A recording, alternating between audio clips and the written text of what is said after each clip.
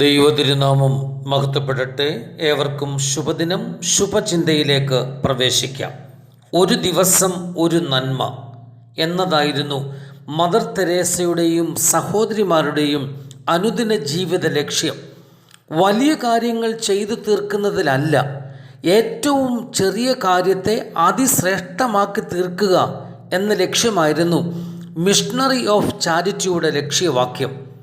നിർബന്ധത്താലോ പരപ്രേരണയാലോ ആവരുത് നമ്മുടെ നന്മ പ്രവൃത്തികൾ.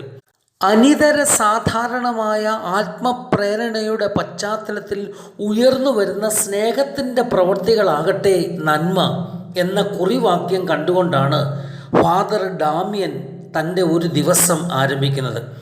ഈ പ്രസ്താവനയോട് ചേർത്ത് വെച്ച് വായിക്കുവാൻ കഴിയുന്ന ഒരു വേദഭാഗമാണ് വിശുദ്ധ മർക്കോസ് സുവിശേഷകൻ തൻ്റെ 2-ാം അധ്യായത്തിൽ കുറിച്ച് ഇട്ടിരിക്കുന്നത്.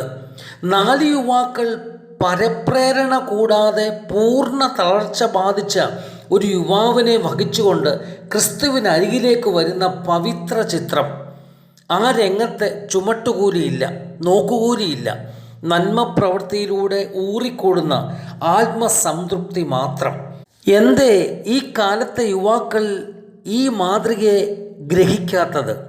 ആത്മസംതൃപ്തനായി ജീവിതത്തെ രൂപപ്പെടുത്തുവാൻ ഒരേ ഒരു വഴി മാത്രമേ ഉള്ളൂ. അത് നിസ്വാർത്ഥമായ സേവനമാണ്. അവർക്ക് മുമ്പിൽ പരപ്രേരണയോ നിർബന്ധമോ ഇല്ല, സന്തോഷപൂരിതമായ മനസ്സു മാത്രം. ആ മനസ്സാണ് ക്രിസ്തുവിലുണ്ടായിരുന്നത്. തളർവാദക്കാരനെ വഹിച്ചുകൊണ്ട് വന്ന 4 യുവാക്കൾക്കും അതേ മനസ്സ് തന്നെ.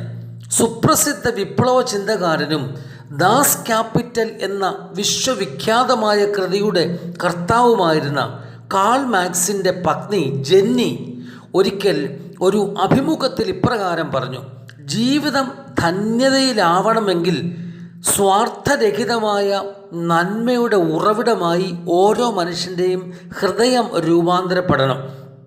ഈ ലോകത്ത് നിലനിൽക്കുന്നത് തത്വശാസ്ത്രങ്ങളോ മീമാംസകളോ അല്ല, ഹൃദയപൂർവമായ നന്മ പ്രവൃത്തികൾ മാത്രമാണ്. കേവലം ഭക്ഷണവർജനമായി മാത്രം നോമ്പ് തരം താഴരുത്. അത് നോമ്പിൻ്റെ ഒരു വശം മാത്രം. ആത്മതപനത്തോടൊപ്പം സഹജീവികളുടെ നന്മയിൽ അധിഷ്ഠിതമാകണം നോമ്പ്. നിസ്വാർത്ഥ സേവനം ആ 4 യുവാക്കളിൽ നിന്നും ഉണ്ടായതുപോലെ സത്യമായ സേവനം നമ്മിലും ജ്വലിക്കണം. നന്മയിൽ അധിഷ്ഠിതമായ ജീവിതം നോമ്പെന്ന നാണയത്തിൻ്റെ ഒരു വശം മാത്രമാണ്. ഏവർക്കും ശുഭദിനം. നന്ദി.